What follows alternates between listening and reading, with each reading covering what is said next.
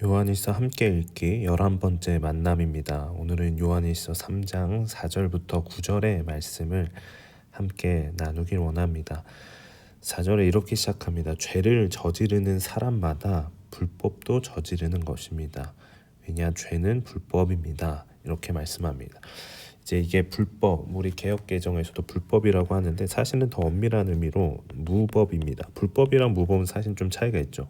불법은 이 법이 있지만 그거를 지키지 않는 거고, 무법은 법 자체가 없는 것으로 보는 거죠. 그래서 법이 있지만 법을 완전히 무시해버리고 행할 때 우리는 무법천지라는 말도 쓰고요.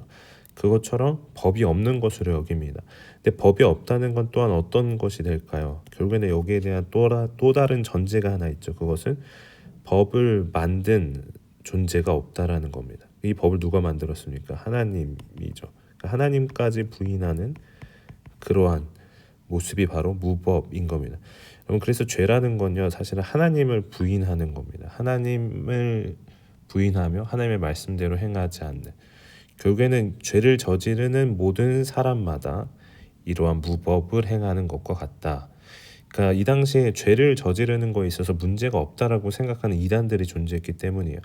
이 죄를 지어도 된다. 왜냐하면 이미 구원을 받았기 때문이고, 이미 구원을 받았기 때문에 어떠한 행동을 하든 죄가 될 수 없다. 이러한 것들 때문에 이제 죄를 저지르는 사람들이 있지만, 그러나 모든 사람이 죄를 지으면 다 불법을 저지르고 무법을 행하는 것과, 그러니까 하나님의 말씀을 지키지 않는 것뿐만 아니라 하나님 자체를 부인한 것과 같은 존재가 된다.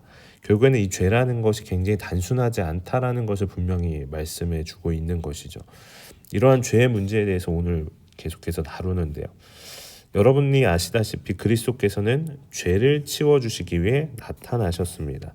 예수님이 이 땅에 오신 목적을 이렇게 얘기하는, 죄를 치워버리는 겁니다. 왜냐하면 그분에게는 죄가 없기 때문인 거죠. 결국 인간의 문제에 있어서 가장 큰 게 이 죄의 문제인 거죠. 죄. 이 죄로 인해서 우리는 사망에 이르게 됩니다. 예수님이 하신 것은 결국에는 이것을 끊어버리는 거예요. 이 관계를, 이 로직 자체를 없애버리기 위해서 이 땅에 오신 거죠. 왜냐하면 우리는 언제나 죄를 가지고 태어나기 때문에 이 죄의 문제를 해결해야만 사망으로 가지 않을 수 있도록, 그래서 이 죄를 치워버리기 위해 이 땅에 오셨습니다. 이 죄를 치우는 방법은 무엇이에요? 자기가 그것을 다 짊어지는 거죠. 그래서 속죄 제물이 되셔서 2장에서도 나온 것처럼 속죄 제물이 되셔서 이 죄의 문제를 해결하셨다라는 겁니다. 그러면서 6절에 이어서 말씀합니다. 그분 안에 머물러 있는 사람은 누구도 죄를 짓지 않습니다. 죄를 짓는 사람은 모두 그분을 보지 못했고 그분을 알지도 못한 것입니다. 요한은 몇 번 얘기했듯이 굉장히 과격하게 이야기해요. 왜냐하면 죄를 짓는다면 그분을 보지도 못했고 알지도 못했다, 이런 말을 하는 거죠. 그러니까 너가 죄를 짓는다는 너의 모습을 보면은 너는 보지도 못했고 알지도 못했다. 아예 믿음조차 없었고 구원받은 것도 아니고 이러한 영생도 있지 않다. 왜냐하면 정말로 이러한 것들이 있다면, 생명이 있다면 자연스럽게 나타나야 되는데 그렇지 않다라는 거죠. 그러면은 이 말씀을 봤을 때 우리는 굉장히 당혹스러울 수 있죠. 왜냐하면은 내가 예수를 믿고 구원을 받았고 영원한 생명을 갖고 있음에도 불구하고 죄를 짓는 나의 모습을 보기 때문입니다. 그럴 때 요한이 그걸 무시하는 게 아니에요. 1장에서 보았던 것처럼 우리가 우리의 죄를 자백하면은 미쁘시고 의로우신 그분이 우리의 죄를 다 용서해 주신다고 말씀하셨기 때문이에요. 그렇다면은 우리는 어떻게 죄를 짓지 않을 수 있을까요? 여기서 분명히 중요한 표현을 쓰고 있습니다. 죄를 짓지 않는 사람은 그분 안에 머물러 있는 사람이에요. 머물러 있다는 것은 무엇이라고요? 거하고 사귄다는 거예요. 사귐 안에 있어야 한다는 거예요. 그러니까 요한일서는 이게 너무나도 중요한 거예요. 사귐 코이노니아가. 우리가 예수를 믿어도, 우리 가운데 믿음이 있고 구원을 받았고 영원한 생명이 있어도 그분 안에 머물러 있지 않는, 사귐을 갖지 않고 있으면 죄를 지을 수밖에 없는 거예요. 하지만 죄를 짓지 않을 수 있는 방법은 무엇이냐? 사귐을 가져야 한다라는 것입니다. 그래서 우리 가운데 이러한 사귐이 필요한 거예요. 그래서 7절에 이어서 말합니다. 자녀 여러분, 아무도 여러분을 속여서 헤매지 못하도록 하십시오. 그러니까 아까도 얘기했잖아요. 죄를 짓는 사람들이 있었어요. 그래서 죄를 지어도 괜찮아 이런 얘기를 하는 거죠. 그런 말에 속지 말라는 거예요. 오히려 우리는 어떤 존재가 되어야 합니까? 의를 실행하는 사람이 되어야 돼요. 그 사람이 의로운 사람이요. 여러분 우리는 이미 의인이 되었죠. 의인이 되었어요. 그러면 우리는 뭘 해야 되냐? 의를 실행해야 되는 거예요. 우리 어제 말씀에서도 함께 나눴던 것처럼 결국에는 우리는 의롭다함을 이미 받았고 그것으로 인하여서 우리는 의를 행하는 것이 마땅한 존재가 되었습니다. 그것을 이제 바라보는 소망하는 자는 거룩하고 깨끗하게 살아야 돼요. 그래서 죄에 대한 이야기를 하는 거예요. 결국 우리는 그렇게 행해야 돼요. 왜냐하면 그분이 의로우시기 때문이에요. 그런 의를 행하는 것. 그러니까 속아가지고 죄를 범하는 게 아니라 의를 행하는 것으로 나아가야 한다는 것을 이야기를 하는 거죠. 그러면서 8절에 말씀합니다. 죄를 짓는 건 결국엔 마귀에게 속해 있다는 거예요. 아까도 말했죠. 하나님을 예수님을 보지도 못했고 알지도 못했다. 결국 죄를 짓는 모습을 보니까 너는 마귀에게 소속되어 있구나. 그러니까 여러분 정말 우리가 하나님께 속해 있는 존재라는 것을 보여줄 수 있는 방법은 다른 것이 없습니다. 우리가 이 세상을 따라가는 것이 아니라 죄를 짓지 않는 우리의 모습을 보여줄 때 우리가 세상 속에서 보여줄 수 있는 거예요. 그러니까 우리가 죄를 지으면서도 세상 앞에서 그 사람들에게 복음을 이야기하고 믿음을 이야기할 수조차 없다라는 거죠. 특별히 왜 그러냐면 마귀에게 속한 거냐면 마귀는 처음부터 죄를 짓는 자이기 때문이에요. 처음부터 죄를 짓고 살인하는 자. 요한복음 8장 44절에도 말씀하는데 마귀는 그런 존재다. 그러니까 우리가 행동을 어떻게 하느냐에 따라 우리는 누구와 사귀고 있고 우리는 누구에게 소속되어 있는 어떤 존재인지가 드러나는 거예요. 결국 우리의 신앙생활에서 행함은 너무나도 중요해요. 특별히 하나님의 아들은 이 일을 위해서 나타났어요. 뭐냐면 마귀의 일을 없애기 위해서인 거예요. 그러니까 앞서서는 죄를 치워버리기 위해서 오셨다면 이번에는 마귀의 일을 없애기 위해서 오셨다라고 말씀해요. 두 가지는 다 연관되어 있는 거죠. 아까도 처음에 얘기했듯이 우리는 죄로 인해서 사망으로 갈 수밖에 없어요. 그래서 이 죄의 문제를 해결하신 거죠. 죄를 없애신 거죠. 그러니까 우리 인생은 어떻게 보면은 더 다시 그림으로 표현해 보면 우리 인생은 이렇게 처음부터 죄인으로서 태어나죠. 그래서 우리는 사망으로 항상 가고 있어요. 그러니까 이 길로 그냥 가는 거예요. 다른 것이 없는 거죠. 그래서 예수님이 오셔서 하는 거는 이 죄의 문제를 없애는 거죠. 사망이 아닌 새로운 길을 열어가는 거죠. 우리한테 이제 영원한 생명의 길을 놓는 거죠. 근데 마귀는 무엇이에요? 이 길로 가지 않게 하려고 여기서 막아서는 거죠.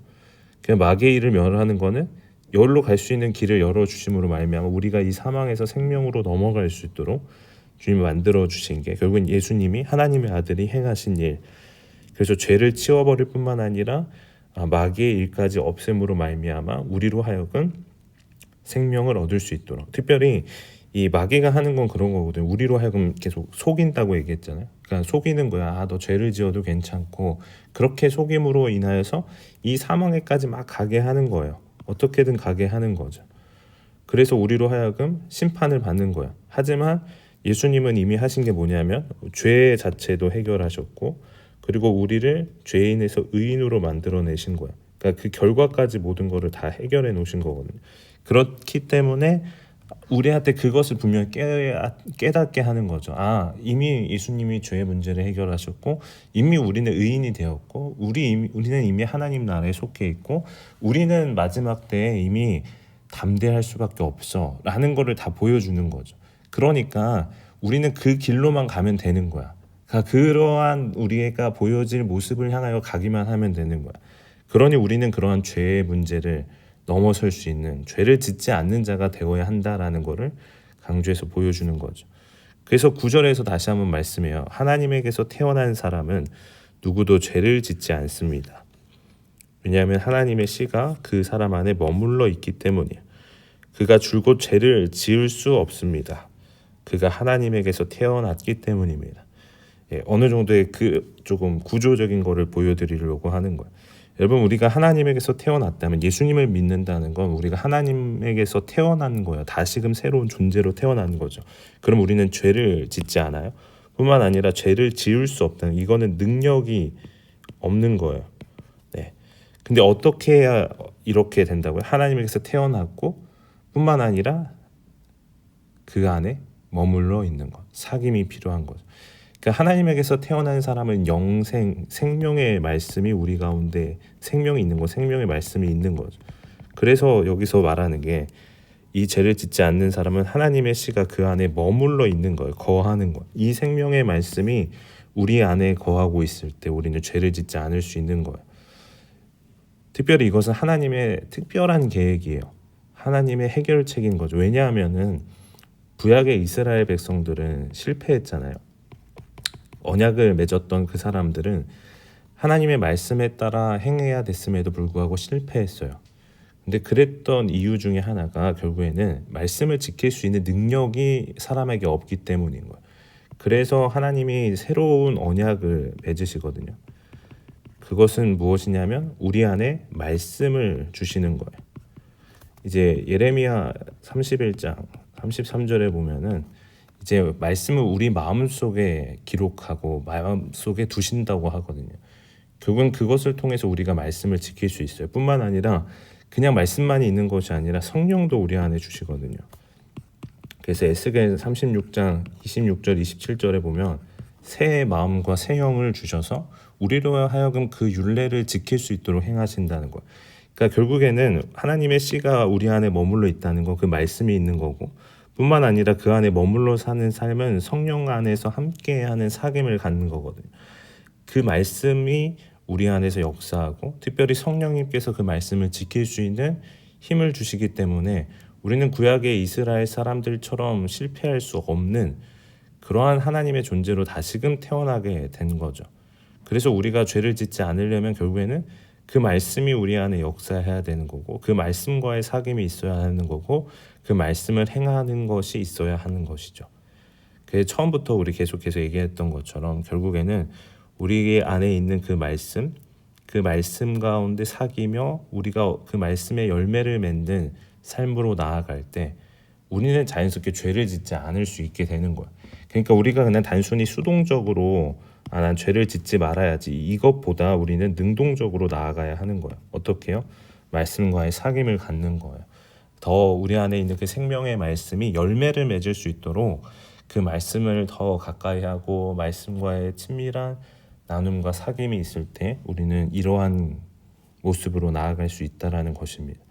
여러분 결국에 우리는 죄를 짓는 자가 아니라 의를 행하는 자로까지 가야 되는 거예요. 우리는 그러한 능력이 나 스스로에게는 없어요. 그런데 그러한 능력을 하나님은 이미 예수 그리스도를 믿는 하나님에게서 다시 태어난 우리 가운데 주셨다는 사실입니다. 이것을 분명히 알고 이것이 바로 믿는 사람의 성도의 모습이구나, 삶이구나를 알고 그것을 향하여 나아갈 때 우리의 삶에 변화가 이루어지기 시작합니다. 여러분 우리가 분명히 깨닫고 다시금 우리에게 허락하신 그 믿음의 길을 걸어갈 수 있는 저와 여러분이 되기를 주님의 이름으로 축복합니다. 기도하겠습니다. 하나님, 우리는 죄를 짓지 않을 수 있는 능력이 없습니다. 그러나 능력이 있으신 주님, 특별히 우리 안에 생명의 말씀을 주셨사오니 그 말씀이 꽃이 피고 열매가 맺히는 놀라운 은혜가 우리의 삶 가운데 나타날 수 있도록 그 주님을 향하여 더욱더 나아가며 주님과의 친밀한 사귐이 이루어지는 삶이 될 수 있도록 인도하여 주옵소서. 오늘도 우리의 삶에 일하실 예수 그리스도의 이름으로 기도하옵나이다. 아멘.